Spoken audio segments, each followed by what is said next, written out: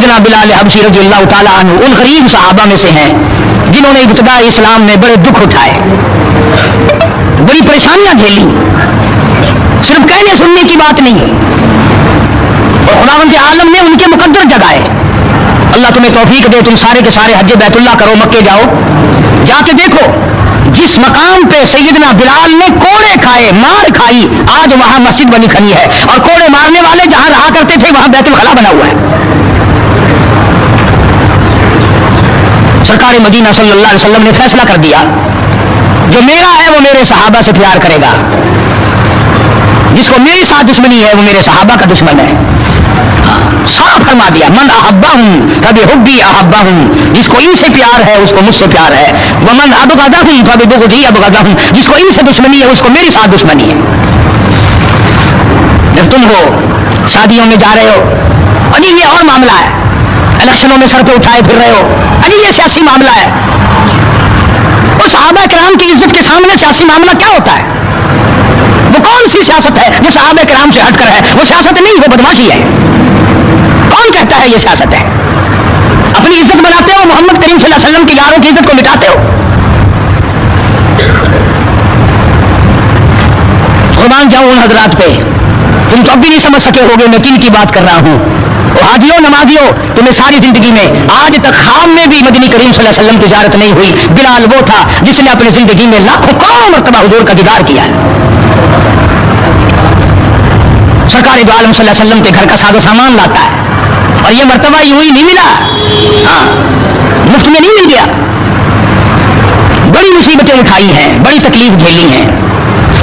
امیہ ابن خلف مکے کا بہت بڑا بدماش قسم کا کافر غلام ہے۔ امیہ ابن خلف بہت بڑا سردار ہے مکے کا، حضرت بلال رضی اللہ تعالیٰ عنہ اس کے غلام ہیں، زر خرید ہیں۔ امام الانبیاء محبوب کبریا حضرت محمد مصطفیٰ صلی اللہ تعالیٰ علیہ وسلم کا دیوانہ پروانہ، جان نثار، جان پہ کھیلنے والا بلال، سرکار کے چہرے انور کا دیدار کیا تو کلمہ پڑھ بیٹھا۔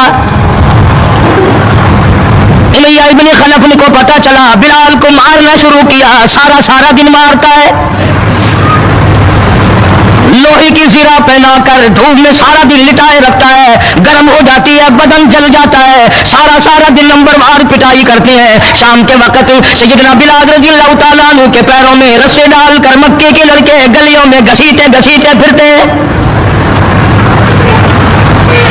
جس گلی سے گزارا جاتا ہے عورتیں پوچھتی ہیں کیا بات ہے، نوجوان پوچھتے ہیں کیوں مارتے ہو، مارنے والے جواب ایک دیتے ہیں، غلام امیہ ابن خلف کا ہے، کلمہ کالی کملے والے کا کیوں پڑتا ہے؟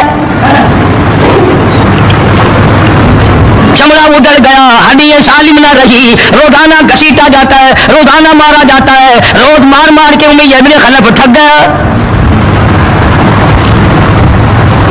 خود بھی دوسرے لوگ بھی امداد کو آتے ہیں کافر کی، سیدنا بلال رضی اللہ تعالیٰ عنہ کے گلے پہ پاؤں رکھ کر پورا بدن ڈال دیتا ہے، سینے پہ پتھر کی چٹان رکھتا ہے، کمر کے نیچے دہکتے ہوئے بھڑکتے ہوئے کولے اور شعلے ہیں، آگ بجھ جاتی ہے مگر بلال غریب کو چھوڑا نہیں جاتا۔ آج کوئی مار کھائے گا عورتوں کے پیچھے، کوئی زمین کے پیچھے، کوئی دولت کے پیچھے، کوئی مکان کی وجہ سے، کوئی دکان کی وجہ سے، کوئی کرسی کی وجہ سے، کوئی شہنشاہیت کی وجہ سے، کوئی وزارت کی وجہ سے، کوئی سفارت کی وجہ سے بلال مار کھاتا ہے۔ قرآن کہتا ہے وَأُوذُوا فِي سَبِيلِي وَقَاتَلُوا وَقُتِلُوا لَأُكَفِّرَنَّ عَنْهُمْ، خدا کہتا ہے یہ وہ لوگ ہیں جنہوں نے مار کھائی میری راہ میں، میرے نام پہ مار کھائی، میری وجہ سے مار کھائی، زبان پر مصیبت آئی، جان پر مصیبت آئی، مالی تکلیف پہنچی، بھوک پیاس کی تکلیف اٹھائی۔ خدا فرماتے ہیں میرا بندہ تکلیف اٹھاتا ہے میں سامنے کھڑا ہو کر دیکھتا ہوں وَأُوذُوا فِي سَبِيلِي، اور میرے بندے میں تجھے دیکھ رہا ہوں، میرے نام پہ تجھے مار پڑ رہی ہے۔ جناب بلال حبشی رضی اللہ تعالیٰ عنہ کی ذات اقدس ہے، مار کے تھک گئے، اکتا گئے، سزا دے کر تھک گئے، مگر بلال اپنے ایمان میں، اپنے یقین میں، اپنی توحید میں، ختم المرسلین صلی اللہ علیہ وسلم کی رسالت میں کسی قسم کی ملاوٹ کرنے کو تیار نہیں۔ تمہیں تو آج اگر تھوڑا سا کوئی کہہ دے کہ اس سال کاروبار میں تجھے منافع اسی لیے تو نہیں ہوا کہ تو نے فلانے بابے کو نہیں مانا، فلانے بابے کی پوجا نہیں کی، فوراً کرو وہ بلال ہے جو کسی بابے کو نہیں مانتا, کسی قبر والے کو نہیں مانتا, جو کسی اونچے نیچے کو نہیں مانتا, کسی بڑ کا پجاری نہیں, پیپل کا پجاری نہیں, کسی کھو کا پجاری نہیں, کسی جنڈی گھنڈی کا پجاری نہیں, کسی درخت کا پجاری نہیں, چاند سورج ستاروں اور پانی کا پجاری نہیں. وہ صرف ایک اس کائنات کے مالک کا پجاری ہے جو خداوند عالم کی ذات ہے. مار بھی کھاتا ہے. قریب سے جناب ابو بکر صدیق رضی اللہ تعالیٰ عنہ گزرے, مار پڑ رہی ہے, اس قدر مارا, گلے پہ پاؤں رکھ کر دبایا. ابو بکر صدیق رضی اللہ تعالیٰ عنہ فرماتے ہیں میری آنکھ نے دیکھا بلال کی ایک بالشت زبان باہر لٹکی ہوئی تھی. کمال ہے, اتنی تکلیف اٹھا رہا ہے. جب بھی ذرا سا پاؤں پرے کو ہٹایا, سانس آیا, فوراً آواز لگاتا ہے اللہ احد, میرا خدا ایک ہے, میرا معبود ایک ہے, میرا کار ساز ایک ہے, میرا پیدا کرنے والا ایک ہے, میری جان کا مالک ایک ہے. واللہ علی کل شیء قدیر,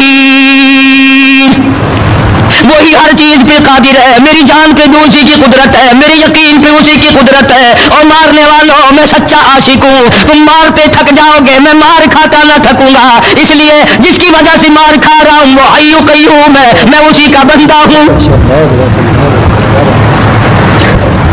جناب ابو بکر صدیق رضی اللہ تعالیٰ عنہ نے گزرتے گزرتے کان میں بلال کے یوں کہہ دیا آہستہ اللہ کا نام لے لے, تجھے بڑی سخت مار پڑ رہی ہے, اللہ کا آہستہ نام لے لے.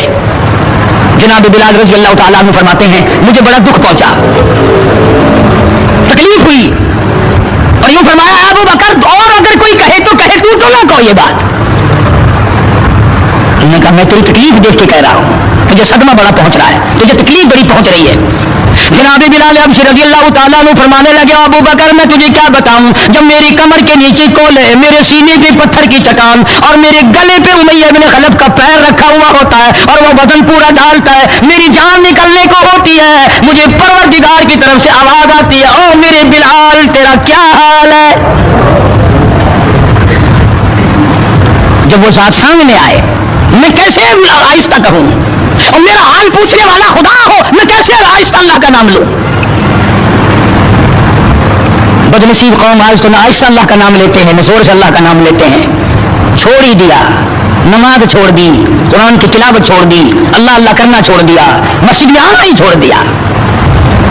یہی وجہ ہے کہ آج کافروں کا ڈنڈا مسلمانوں کے سر ہیں, پٹ رہے ہیں ساری دنیا میں.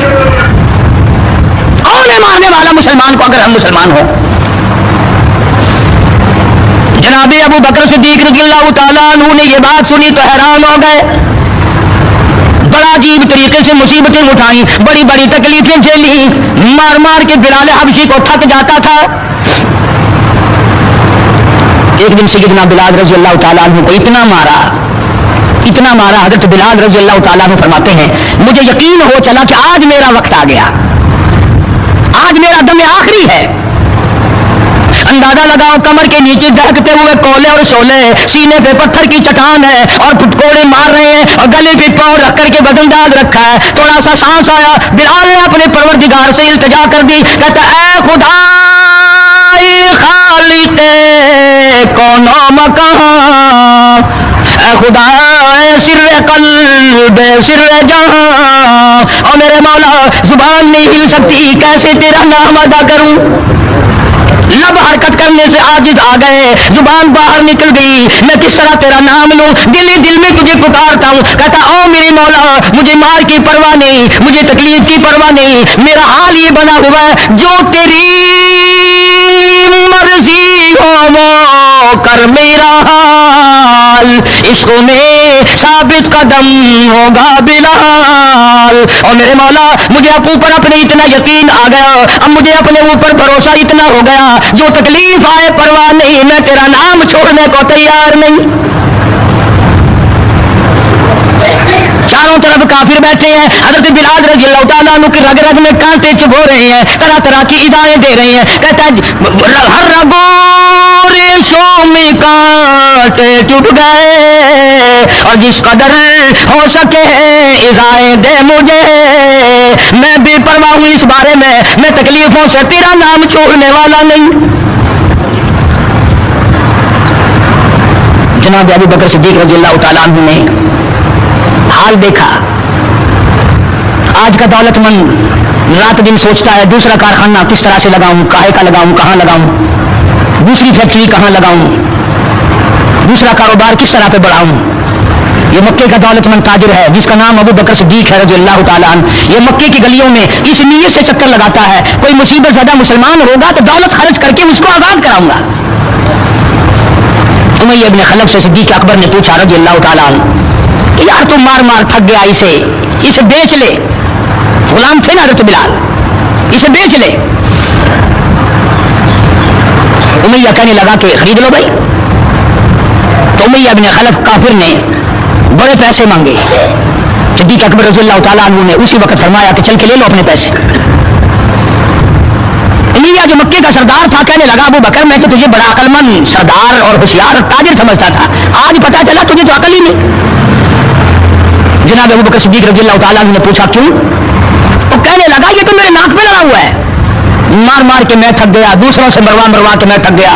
اندازہ لگاؤ اور اپنے ایمان کا بھی پتا کرو, سارا مکہ مارنے والا اکیلا بلال مار کھانے والا. کہنے لگا یہ تو میرا درد سر بنا ہوا ہے, اگر کوئی یوں ہی کہتا نا غلام مجھے دیتے میں تیرے مچھے مار دیتا, تو انہیں اتنی بڑی رقم دینی کر لی. یہ تو تیری عقل مندی ہے. کہاں یہ سر پھرا غلام جو کسی کام کا بھی نہیں رات دن مار کھاتا ہے اور اتنی بڑی رقم دینے کے لیے آپ آمادہ ہو گئے. جناب صدیق اکبر صدیق رضی اللہ تعالیٰ عنہ نے فرمایا امیہ میں بھی تجھے مکے کا سردار سمجھتا تھا, آج پتا چلا تو پرلے درجے کا گدھا ہے. انہوں نے کہا کیوں؟ کہ وہ اس لیے کہ ہو بلال اور قیمت یہ مانگی تو نے, بلال جیسی ذات ہو اور قیمت یہ مانگی. اگر آج پوری دنیا کی دولت تو مانگتا اور میرے پاس ہوتی میں اپنی جان دے کر کے بھی بلال کو خرید کے آزاد کرتا. چنانچہ خرید لیا, آزاد کر دیا, دربار رسالت میں پیش کر دیا. جناب حضرت محمد رسول اللہ صلی اللہ تعالی علیہ وسلم کو پیار آیا. اندازہ لگاؤ بلال کے زخموں کو دیکھ کر آقا دو عالم صلی اللہ علیہ وسلم کو رونا آ گیا. اسلام کے لیے مار کھائی, ایمان کی وجہ سے مار کھائی, اپنے یقین کی وجہ سے مار کھائی, کوئی سیاسی غرض نہیں, کوئی دنیاوی غرض نہیں. جناب رسالت میں آپ صلی اللہ تعالی وسلم نے اللہ پاک نے اس کا پھل یہ دیا بلال کو, اس کا معاوضہ یہ دیا کہ دربار رسالت میں مؤذن بن گئے. اذان دینے کی جو ڈیوٹی تھی, منصب تھا, وہ حضرت بلال کو ملا رضی اللہ تعالیٰ. جناب مدنی کریم صلی اللہ تعالیٰ علیہ وسلم کی گھر کے خرچے اخراجات سودا سلف لانے کی ڈیوٹی حضرت بلال رضی اللہ تعالیٰ عنہ کے ذمہ تھی. کوئی کسی محکمے کے صاحب کا سامان لائے گا, کوئی کسی محکمے کے صاحب کا سامان لائے گا, کوئی کسی تاجر کا سامان خرید کے لائے گا, کوئی کسی افسر کا سامان خرید کے لائے گا. بلال تیرے پیروں سے اڑی ہوئی خاک پہ قربان ہو جاؤں, تو شہنشاہ کائنات کے دروازے کا غلام ہے, تو حضور کریم صلی اللہ تعالی علیہ وسلم کا سامان لاتا ہے اور پن وقت اذان کی ڈیوٹی ہے. آپ صلی اللہ علیہ وسلم کے لیے قرضہ بھی لے کے آتا تھا بلال یہودیوں سے. ایک دفعہ ایک قرضے والے نے جان کر کہ دوبارہ اسے پھنساؤ, غلام بناؤ. حضرت بلال رضی اللہ تعالیٰ عنہ اذان دینے کے لیے تیار کھڑے تھے, یہودی آیا اور آ کے کہنے لگا یہ جو بدنصیب آدمی ہوتا ہے نا, جس کا ایمان نہیں ہوتا, وہ بے ادبی بڑی کرتا ہے. آج بھی تجربہ ہے اللہ والوں کی, علماء کی, بے ادبی وہی کرے گا جس کے اندر ایمان کی رتی نہ ہو. بے ادبی کے الفاظ وہی بولے گا, ایمان کی رتی نہ ہو. تو حضرت بلال کو آ کر کے آواز دینے لگا اور کہنے لگا او کالے. حضرت بلال نے فرمایا کیا بات ہے؟ کہ یا تو کل شام تک پیسے آ گئے, ورنہ یاد رکھ تجھے پھر غلام بنائیں گے ہم. جناب ابشر رضی اللہ تعالیٰ عنہ مدنی کریم صلی اللہ تعالیٰ علیہ وسلم کی خدمت عالیہ میں تشریف لائے. عرض کیا کالی کملی والے فلانا یہودی آ کر کے بڑی زبردست دھمکی دے گیا, وہ مجھے پھر دوبارہ غلام بنانا چاہتے ہیں, وہ پھر مجھے پریشان کرنا چاہتے ہیں. میں اب اتنا بڑا قرضہ کیسے ادا کروں؟ میں صبح کہیں نکل جاؤں گا, چھپ جاؤں گا, روپوش ہو جاؤں گا, جب کوئی انتظام ہو جائے اطلاع فرما دینا, میں حاضر خدمت ہو جاؤں گا. بلال تجھے مبارک ہو, تو سرکار دو عالم صلی اللہ تعالی وسلم کے قرضے کی وجہ سے پریشان ہے. ذرا سوچیں وہ لوگ جن کو اللہ تعالیٰ نے دولت بخشی ہے, جن کو اللہ پاک نے کھانے پینے کے لیے دیا ہے, کہ ہمارے نبی حضرت محمد کریم صلی اللہ علیہ وسلم نے کن دکھوں سے اپنی زندگی پاس کی ہے. قرض لے لے کر, صرف قرض نہیں, آج ہم یہودی بن کے مر رہے ہیں, عیسائی بن کے مر رہے ہیں, کافر اور مشرک بن کے مر رہے ہیں. ان کی ریس ہے ہر معاملے میں، ان کے طریقے کو اپنا کر کے آج مسلمان نوجوان بڑے خوش ہوتے ہیں. تم نے ہزاروں مرتبہ سنا ہوگا، آؤ شہنشاہ کائنات کا وہ لباس تو دیکھو جس لباس میں حضور صلی اللہ علیہ وسلم کی وفات ہوئی ہے. 11 پیوند اس لباس میں تھے جس لباس میں حضرت محمد رسول اللہ صلی اللہ علیہ وسلم کی اس دنیا فانی سے رخصتی ہوئی ہے. یہ بٹن نہیں لگاتے ہم لوگ، بٹن کی جگہ کانٹے چبھے رہتے تھے، کانٹے چبھو لیے جاتے تھے. تو بلال نکل گئے مدینے پاک سے خوف کے مارے کہ یہودی پریشان کریں گے قرضے کے لیے. ابھی وہ کچھ ہی منزل پہ دور پہنچے تھے کہ سرکار دو عالم صلی اللہ تعالی وسلم کے یہاں کئی اونٹنیاں سامان سے لدی ہوئی آئی اور آپ نے اس یہودی کو بلوایا اور بلوا کے فرمایا کہ تو اپنا سارا قرضہ لے لے، جتنا تیرا قرضہ ہے ساری کھجوریں ناپ تول کر اپنے قرضے میں لے جا، بچے گا ٹھیک ہے، نہیں بچے گا تو سارے کا سارا لے جا. اللہ غنی. نبی کی ذات کو تو دیکھو، کبھی تو یہ حال ہے کہ قرضہ لے رہے ہیں اور قرضے کی وجہ سے پریشان ہیں، اور خود حضرت بلال رضی اللہ تعالیٰ عنہ بھی پریشان ہے. اور اب یہاں یہ حال ہے کہ جس صحابی نے کھجوریں اٹھا کر ناپ کر ڈھیر میں سے تول کر دی ہیں اس کا سارا قرضہ اتر گیا. اور صحابی کہتا ہے کہ میری آنکھ دیکھ رہی تھی، ایسا معلوم ہوتا تھا کہ سارے کھجوروں کے ڈھیر میں سے ایک دانہ بھی کم نہیں ہوا، ایک دانہ بھی کم نہیں ہوا. بے شمار واقعات ہیں اس قسم کے.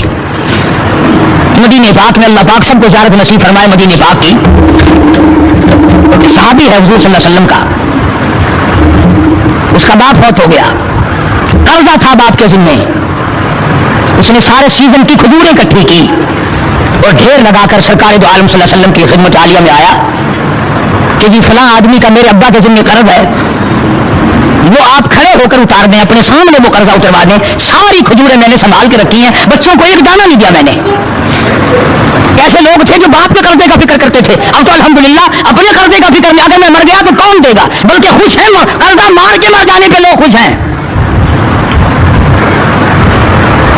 حالانکہ قرضہ ایسی چیز ہے کہ حضور کریم صلی اللہ تعالی علیہ وسلم نے جب تک یہ پوچھ نہ لیا کبھی بھی کسی کا جنازہ نہیں پڑھایا، جب تک یہ پوچھ نہ لیا کہ اس کے ذمہ کسی کا قرضہ تو نہیں. اور اگر پتا چلا کہ ہے تو فرمایا ضامن بنو، کون دے گا. اور اگر ضامن کوئی نہیں بنا تو حضور نے کسی صحابی سے جنازہ پڑھوا دیا، خود جنازہ چھوڑ دیا. یہ تھوڑی بات ہے کہ نبی جنازہ چھوڑ دے. آج لوگ گسے مارتے ہیں، بڑے خوش ہوتے ہیں، کوئی گل نہیں اچھا کی بھجے رہے ہیں. آدمی اپنا قرضہ جو منگا کے منڈی جا گئے ہیں، بھج گئے کہ کہیں دینا نہیں، ڈرتا نہیں، اگر میں مر گیا تو میرا قرضہ کون دے گا. یہ تھوڑی مصیبت ہے، یہ تھوڑی بات ہے. اور نبی جس کا جنازہ چھوڑ دے، نبی جس کی جنازے کو چھوڑ کر ہٹ جائے، یہ تھوڑی بات ہے. پہلے لوگ دعائیں مانگا کرتے تھے، یا اللہ مقروض بنا کے نہ ماریو، اور اب دعا کرتے ہیں یا اللہ جتنا گڑگپا کر کے مروں اتنا ہی اچھا. بے ایمانی کر کے مرنا چاہتے ہیں، لوگوں کا پیسہ کھا کے مرنا چاہتے ہیں، فنکاری کر کے مرنا چاہتے ہیں. شرم نہیں، یہ کوئی موت ہے، یہ کوئی مرنا ہے، یہ تو لعنت کی موت ہے. کسی کا کھا کے مر جاؤ، جب وہ سنتا ہے تو کہے گا نہیں تم کو خدا کی لعنت ہے، میرا روپیہ کھا کے مر گیا. پہلے زمانے میں دستور تھا جنازہ پڑھنے سے پہلے مرنے والے کا بیٹا، بھتیجا، بھائی، وارث کھڑے ہو کے اعلان کیا کرتا تھا کہ بھائی جس کا لینا دینا ہو وہ ہمارے پاس آئے، دینا ہوگا ہم چکائیں گے، جس نے دینا وہ ہمیں دے. اعلان ہوا کرتے تھے کہ جو قرضہ مانگنے والا ہو وہ ہمارے پاس آئے، ہم قرضہ دیں گے. اب قرضے کا اعلان تو ہے نہیں، تو یہ اعلان ہوتا ہے کہ فلاں تاریخ کو آنا، تمہیں چھولے ڈال کر چاول کھلائیں گے، کل کھانی ہوگی. قرضہ کون اتارے؟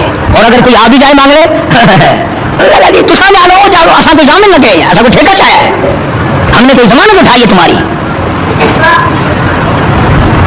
مدینے کا صحابی حضور کریم صلی اللہ تعالی علیہ وسلم کی خدمت عالیہ میں آیا، میرے ابا کے دل میں قرض ہے، میری غیرت گوارا نہیں کرتی، میری طبیعت گوارا نہیں کرتی، میرا مزاج گوارا نہیں کرتا، میں بیٹا دنیا میں موجود ہوں، میرا ابا قبر میں مقروض پڑا ہو.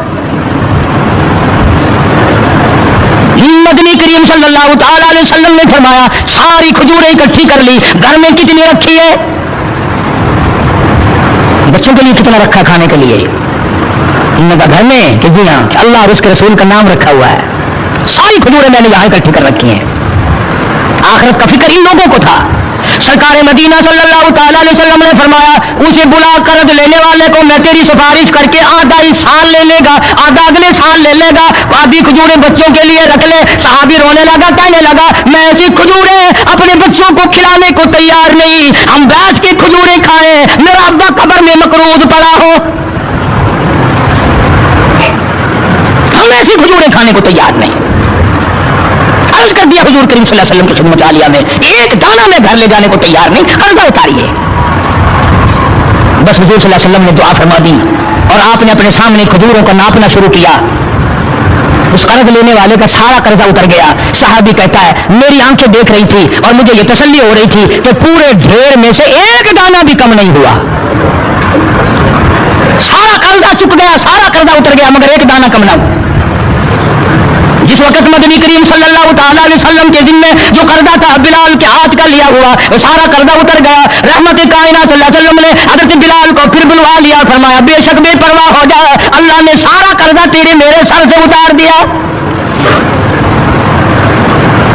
بھوک کی مصیبت بھی دیکھی، پیاس کی مصیبت بھی دیکھی، اور اتنا زبردست عشق تھا کہ جب مدینے پاک میں اذان دیتا تھا تو جب اشہد ان محمد رسول اللہ کہتا تو حضور کریم صلی اللہ علیہ وسلم کی طرف اشارہ کرتا تھا کہ میں ان کی رسالت کی گواہی دے رہا ہوں۔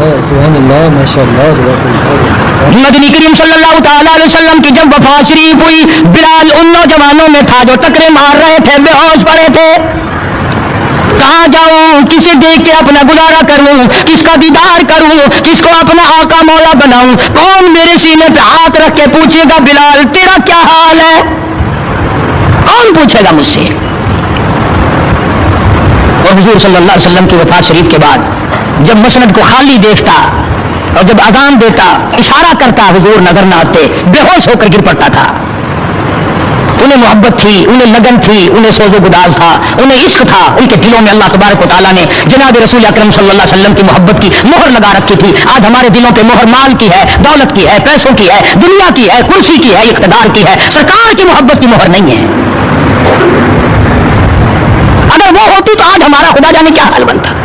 اس لیے قرآن کریم نے ان لوگوں کی تعریف کی، فرمایا الذین آمنوا وہاجروا وجاہدوا فی سبیل اللہ،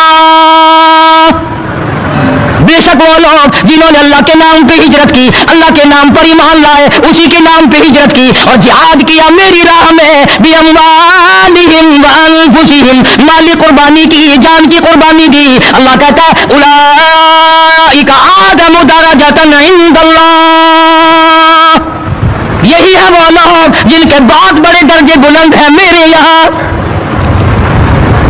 میں خدا کے نزدیک ان کے درجے بڑے ہیں، میں خدا کے نزدیک ان کے مقام بڑے اونچے ہیں، میں پروردگار عالم کے نزدیک ان لوگوں کے مقامات بڑے اونچے ہیں، اور خدا جن کو اونچا کہے وہ کتنے اونچے ہوں گے۔ اور دونوں شہادتیں اللہ پاک کی قرآن میں ہیں حضرات صحابہ کرام کے بارے میں۔ تمہارا صرف جہان نہیں، تمہیں تو صرف تھوڑی سی کوئی انگلی لگا دے، دیکھو جی فلانی نے فلانی کا حق مار لیا تھا، دیکھو نا جی برا ہوا نا جی، اوہو تم بھی فیصلہ کر جج بن جاتے ہو، تم بھی فیصلہ کرنے والے بن جاتے ہو۔ ٹھیک ہے یار صحابہ کے درجے تو بڑے ہیں، مگر یہ بات تو نہیں چاہیے تھی انہیں، تجھے کیا پتا ہے، تجھے اپنے ایمان کا تو پتا نہیں، تو صحابہ کرام کے ایمان کا پتا کرتا ہے۔ ساری عمر گو کھاتے گزر گئی، حرام کا پیشاب پیتے گزر گئی، ہم صحابہ کرام کے فیصلے کریں گے؟ اور فیصلہ کرنے والے ہم، اور فیصلہ نبی کے یاروں کا، نبی کے دیوانوں کا، نبی کے پروانوں کا۔ خدا گواہ ہے، خدا کہتا ہے بِأَمْوَالِهِمْ وَأَنفُسِهِمْ، ان لوگوں نے مال بھی قربان کیا، جان بھی میرے اوپر قربان کر دی۔ خدا گواہ ہے، رسول گواہ ہے، قرآن گواہ ہے، تم صحابہ کرام میں ایک کوئی عیب نکالو، کوئی صحابہ کے درجے کو نقصان نہیں پہنچا سکتا۔ 1500 سال پہلے کی باتیں کرنے کے لیے بڑے ہوشیار ہو، آج کل کی باتیں کوئی نہیں کرتا۔ کیسے کریں؟ انشاءاللہ شام جیل میں ہوگی، آج کل کی باتیں کرو نا، کس محکمے میں کیا ہو رہا ہے، کس جگہ کیا ہو رہا ہے، کیا کر رہے ہیں وزراء، کیا کر رہے ہیں سفراء، کیا کر رہے ہیں بڑے بڑے افسر، ان کی بات نہیں کرتے، رسالے چھاپے پھرتے ہیں صحابہ کرام کے نام پر۔ میں تمہیں ایک بات کہتا ہوں، آج بڑا بد نصیب ہے وہ آدمی، اور بڑا بدبخت ہے وہ آدمی، اور میں تو آگے بڑھ کر کہوں گا بڑا لعنتی ہے وہ آدمی جو محمد صلی اللہ علیہ وسلم کے یاروں کا شکوہ کرے، گلا کرے حضور کے یاروں کا، ان یاروں کا جو حضور کے آڑے وقت میں کام آئے، جنہوں نے حضور صلی اللہ علیہ وسلم کے ساتھ ہو کر اپنے پیٹ پہ پتھر باندھے اور فاقے کاٹے, مصائب جھیلے, پیاسے مرے, بھوکے رہے, ان کا گلہ کرتے ہو. اور پھر تمہیں جج کس نے بنایا؟ تم ہوتے کون ہو؟ تم کون ہو محمد صلی اللہ علیہ وسلم کے یاروں کا فیصلہ کرنے والے؟ وہ خدا کے بندے تھے, خدا ان کا گواہ ہے, نبی ان کے گواہ ہیں, قرآن ان کی تعریف کرتا ہے. فرمایا ان الذین آمنوا وہاجروا وجاہدوا فی سبیل اللہ, ایمان لائے, ہجرت کی, جہاد کیا. نہ بدر میں تو وہ لڑے, احد میں انہوں نے قربانیاں دی, حنین میں وہ لڑے, خندق میں وہ لڑے, تبوک میں انہوں نے قربانیاں دی, یرموک میں انہوں نے قربانیاں دی. ایک ایک صحابی ایسا ہے, حضرت خالد بن ولید رضی اللہ تعالیٰ عنہ نے 125 جنگ لڑے ہیں, اور اسلام کے نام پر جنگیں تو انہوں نے لڑی, اور تم کرسیوں پہ بیٹھ کر میز پر رسالے رکھ کر فیصلے تم کرتے ہو. تم ہو کون؟ یہ تو منافقوں کی اولاد کر سکتی ہے, یہ تو یہودیوں کی اولاد کر سکتی ہے, یہ تو عیسائیوں کی اولاد کر سکتی ہے, مسلمان کا تو ہم ایسا نہیں کر سکتا. کبھی حضور صلی اللہ علیہ وسلم کے گھر کا گلا, کبھی حضور صلی اللہ علیہ وسلم کے دوستوں کا اور آپ کے جانثاروں کا گلا. کوئی بھی کرے, مجھے اس سے کوئی بحث نہیں. بہرحال ہم ان کو اپنا نہیں جانتے, اور جو نبی کے یاروں کے نہیں وہ ہمارے نہیں. ہاں, وہ ملک کے نہیں, وہ قوم کے وفادار نہیں ہو سکتے, وہ ملت کے وفادار. اور جو نبی کے دروازے کا وفادار نہیں, وہ تیرا وفادار کب ہوگا؟ یہاں تو غلامی کرنے والوں نے سب کچھ کمایا ہے, ہاں سب کچھ کمایا غلامی کرنے والوں نے. اللہ غنی, ان کی پیٹھ گواہ ہے کہ انہوں نے اسلام کے لیے کیا کیا. ان کے کمر پہ کوڑوں کے نشانات گواہ ہیں کہ انہوں نے اسلام اور ایمان کے لیے کیا کیا. سیدنا بلال سبقت رضی اللہ تعالیٰ وفات شریف کے بعد مدینے میں رہ نہ سکے, منبر خالی میرے سے دیکھا نہیں جاتا, دمشق چلے گئے. وہاں جا کر اپنے اللہ اللہ کی. ایک دن خواب میں حضور کریم صلی اللہ علیہ وسلم کی زیارت ہوئی. آپ نے فرمایا ما جفانی یا بلال, اور بلال یہ کیا غضب کر رہے ہو, مدینے سے دور چلے گئے, ملنے بھی نہیں آتے. اندازہ لگا اس کا درجہ کتنا بلند ہوگا, اس کے دل میں نبی کا عشق کتنا ہوگا, اس کے دل میں نبی کی محبت کتنی ہوگی, جس کو کالی کملی والے فرمائے تو مجھے ملنے کیوں نہیں آتا. ما جفانی یا بلال, او بلال یہ کیا ظلم کر بیٹھے, اتنے دور چلے گئے, ملنے بھی کیوں نہیں آتے. بلال اسی وقت اٹھا, سواری لی, تیز رفتار سواری پہ سوار ہو کر مدینے پاک پہنچا. سیدنا بلال کو دیکھ کر مدینے میں کوہرام مچ گیا. نبی کا مؤذن آ گیا, کالی کملی والے کے دربار کا غلام آ گیا. سارے لوگ چاروں طرف جمع ہو گئے. حسنین کریمین رضی اللہ تعالیٰ عنہما کو جا کے ملے, بلا کے لائے. فاطمۃ الزہرا کے لخت جگر بیٹو, علی مرتضیٰ کے شیر جوانوں, تمہاری بات نہیں موڑیں گے, ذرا اذان کی فرمائش کرو. اذان تو دے دی نبی کے زمانے کی, بلال آئے ہوئے ہیں. جنابی بلال ابشر رضی اللہ تعالیٰ عنہ نے مدینے کی مسجد میں, مسجد نبوی میں کھڑے ہو کر جب اذان شروع کی, مدینے میں کوہرام مچ گیا. عورت مرد باہر نکل آئے, چلو نبی کے اذان زمانے کی اذان آئی ہے, چلو شاید دیدار ہو جائے. نبی کے زمانے کی اذان آئی ہے, جلدی چل کر کے دیدار کرو, زیارت کرو. کوہرام مچ گیا مدینے میں. بلال ایک دو روز قیام کرنے کے بعد پھر واپس چلے گئے. دمشق میں انتقال ہوا. ان جوانوں میں مقام ہے صحابہ کرام میں سے حضرت بلال رضی اللہ تعالیٰ عنہ کا, جنہوں نے محض اپنے ایمان اور کلمہ طیبہ لا الہ الا اللہ محمد رسول اللہ صلی اللہ علیہ وسلم کی وجہ سے مار کھائی. انہوں نے چوری کر کے مار نہیں کھائی, ڈاکہ مار کے مار نہیں کھائی, قتل کر کے مار نہیں کھائی, کسی خوبصورت لڑکی کے پیچھے مار نہیں کھائی, دکان مکان کے پیچھے مار نہیں کھائی, بلکہ خدا کہتا ہے وَأُوذُوا فِي سَبِيلِي, اور یہ وہ لوگ ہیں جنہوں نے میرے نام پہ مار کھائی ہے, جنہوں نے میری وجہ سے مار کھائی ہے. عرض کرنے کا مقصد یہ, لوگوں کے کہنے میں مت آیا کرو. یہ جو پھرتے ہیں نا کتابیں لیے ہوئے, اس کتاب میں یہ لکھا ہے, اس کتاب میں اس کو کہہ دیا کرو کہ ان کو آگ لگا دو. کتاب ان کتابوں کو آگ لگا دو جن کتابوں میں نبی کے دیوانوں کا گلا ہو, شکوا ہو, دشمنی ہو. یہ دیکھو قرآن سارا گواہ. نہ تمہارے لا کالج کے شاگرد پاس ہے اور نبی کے شاگرد فیل ہیں. تمہاری یونیورسٹیوں کے اسٹوڈنٹ پاس ہے اور مدینہ یونیورسٹی کے شاگرد فیل ہے. عقل ہے کھوپڑی میں. اور آج کے پروفیسروں کے شاگرد پاس اور امام الانبیاء کے شاگرد فیل. آج روس اور امریکہ کے ماننے والے, اپنے اسم پر جان دینے والے لوگ پکے اور نبی کے دیوانے کچے. تمہیں بتایا کس نے ہے؟ जिन्होंने 23 बरस तक हुजूर सल्लल्लाहु अलैहि वसल्लम के पीछे नमाजें पढ़ी। खुदा की कसम, जब तुम बीमार पड़ोगे ज्यादा से ज्यादा बेटी पूछने आएगी। ये वो लोग थे जब बीमार पड़ते थे पूछने के लिए इमामुल अंबिया तशरीफ लाते थे, इनके दुख दर्द में शरीक थे हुजूर। हाँ, ग़ज़वा खंदक के मौके पर खंदक खोदते खोदते बहुत बड़ा पत्थर निकल आया जो सहाबा किराम से टूटता ना था। हुजूर को आके अर्ज किया सल्लल्लाहु अलैहि वसल्लम, या रसूलल्लाह वो पत्थर नहीं टूटता। आपने ये नहीं फरमाया मैं दुआ करूंगा, फरमाया लाओ मुझे कुदाल दो। मार है नबूवत के हाथों ने पत्थर के टुकड़े टुकड़े कर दिए। और उसके बाद हजारों सहाबा किराम गवाह है कि सहाबा मिट्टी पत्थर खोदते थे, टोकरी में भरते थे और रहमत कायनात सल्लल्लाहु अलैहि वसल्लम अपने सर मुबारक पे उठा उठा कर ले जाते थे। और जिन्होंने मिलकर खाने खाए हों, जिन्होंने मिलकर अल्लाह के दीन के झंडा बुलंद करने के लिए मार खाई हो, उनसे अच्छा कौन हो सकता है, उनसे बड़ा कौन हो सकता है। दीन में भी बड़े वो, आखिरत में भी बड़े वो, क़यामत में भी बड़े वो। और कौसर के पानी के गिलास सहाबा किराम के हाथों से मिलेंगे। इसलिए मैंने एक जवान सहाबी का जिक्र कर दिया ताकि हमारे दिलों में उन हजरात की मोहब्बत हो और उन हजरात से अकीदत हो। हम कितने बदनसीब हैं, इस सारी बड़ी मस्जिद बैठी अगर मैं पूछ लूं कि इंशाअल्लाह नफी में जवाब मिलेगा बना मेरे, अगर मैं पूछ लूं कि सारे साल में कभी किसी ने हजरत बिलाल को इशारे सवाब करने के लिए 4 आने खर्च किए? वो दाता दरबार में तो देग पकाने के लिए पैसे तुम्हारे पास हैं? चूड़े चमारों को खिलाने के लिए तुम्हारे पास हैं, बेनमाजों को राजी करने के लिए तुम्हारे पास पैसे हैं, डॉक्टरों को और अफसरों को घी के पीपे देने के लिए तुम्हारे पास पैसे हैं। इतना बड़ा नबी का दीवाना परवाना कोई आदमी कसम नहीं खा सकता कि सारी जिंदगी में 1 रुपया भी हजरत बिलाल के इशारे सवाब के लिए किसी ने खर्च किया हो। ये तो हमारी मोहब्बत है, ये तो हम नबी के गुलामों के गुलाम बने फिरते हैं। और वैसे देखो ना, गुलाम है रसूल के गुलाम है, गुलाम है रसूल के गुलाम है। प्लेटफार्म नंबर 4 देखो बिल्कुल साफ पड़ा है, अच्छी गुलामी है भाई। ये मैंने चलते चलते की बात कर दी ताकि इस तरफ भी हमारी तवज्जो हो। हमारी औलाद लाखों रुपया बर्बाद करती है, हमारे घरेलू अखराजात में लाखों रुपया हजारों रुपया खर्च होता है। इन लोगों के लिए बदकिस्मती से हमारी जेब में हमारे घर में दमड़ी नहीं। और चलो एक रोटी कभी बिलाल के इशारे सवाब के लिए किसी ने खर्च की होती, कौन करे, हमारा इनसे कोई रिश्ता है?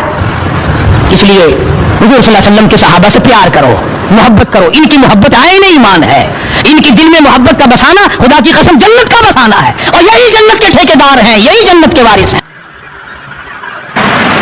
जिन लोगों ने अदब किया उनके मुकद्दर जाग उठे, उन लोगों को खुदाबंदी करीम ने दुनियाई में वक्त लगाए। हज़रत खालिद इब्न वलीद रज़ियल्लाहु ताला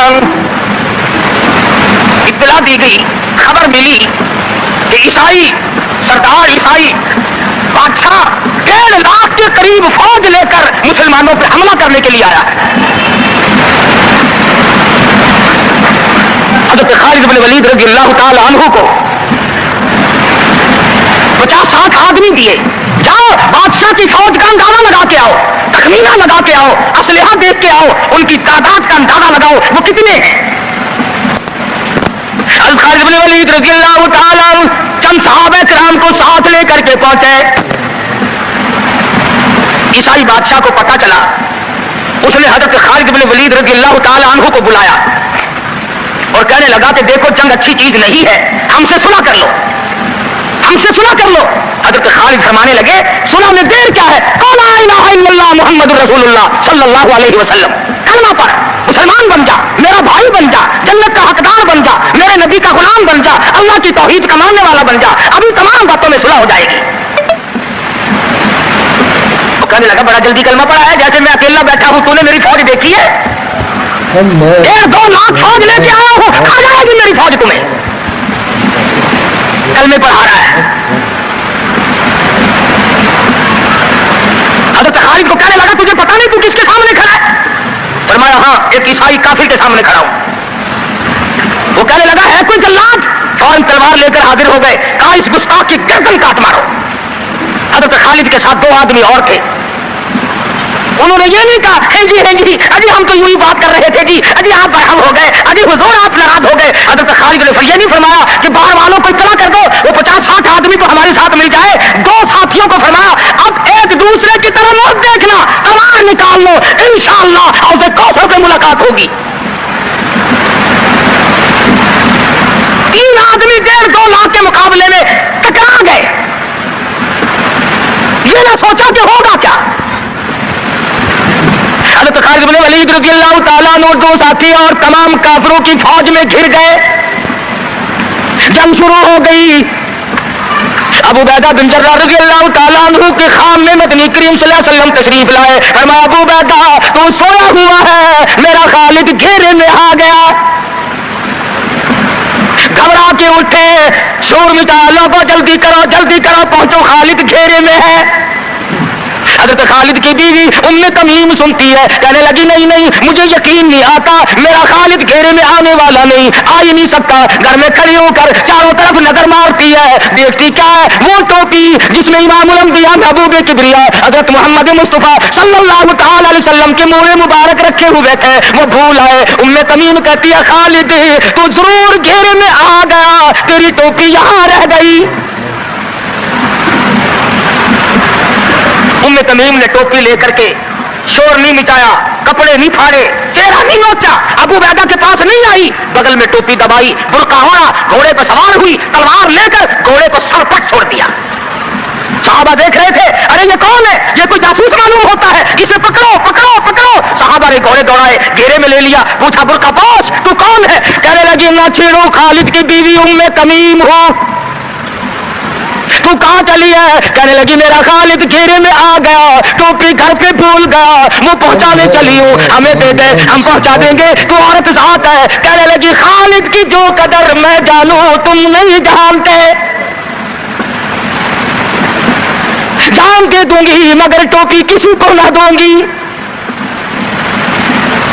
نکل پڑی, آ کے دیکھا تلواریں چل رہی ہیں, گاجر مولی کی طرح آدمی کٹ رہے ہیں. حضرت خالد بن ولید بیچ میں ہے, ام تمیم نے تلوار نکال کر چلانی شروع کر دی, گاجر کی طرح لوگوں کو کاٹ مارا. خود حضرت خالد کہتے ہیں اور میرے ساتھیوں, اس نوجوان کو پہچانو, اس برقع پوش کو پہچانو, اس نقاب پوش کو پہچانو, یہ کون ہے. جب سامنے گئی, نقاب اٹھا کے کہنے لگی خالد تیری بیوی ام تمیم ہو, یہ ٹوپی بھول آئے ہو, پہنچانے آئی ہو.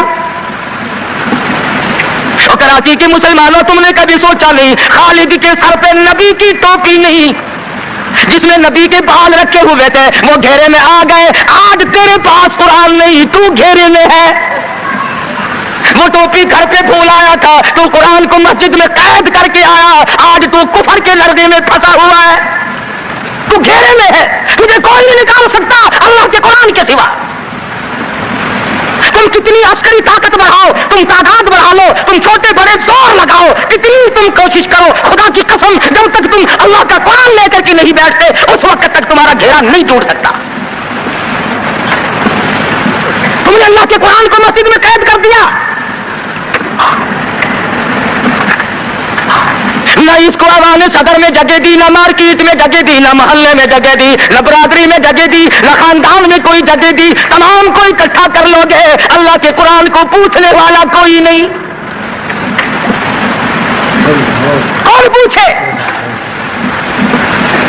حضرت خالد تو صرف ٹوپی بھول کر آئے تھے, ہم نے قرآن ہی بھلا دیا, نبی کی سیرت کا آئینہ بھلا دیا. خدا کی قسم نبی نے امانت تمہارے سپرد کی ہے, میدان حشر برپا ہوگا اور اللہ کا پیغمبر کھڑا ہو کر تم سے مطالبہ کرے گا, لاؤ میری امانت کہاں ہے. کچھ لوگ کہیں گے اور جی ہم تو عشق کی وجہ سے ایسا کر بیٹھتے ہیں, محبت میں ہمیں پتہ ہی نہیں چلا قرآن کہاں رہ گیا, محبت میں ہمیں پتہ ہی نہیں چلا قرآن رہ کہاں گیا. اور تجھے کیسی محبت ہے, تجھے کیسا عشق ہے کہ تجھے آج تک پتہ نہیں چلا. عشق تو صحابہ کرام کو تھا. مدینہ منورہ ہے, اللہ پاک ہر مسلمان کو مدینہ پاک کی زیارت نصیب فرمائے.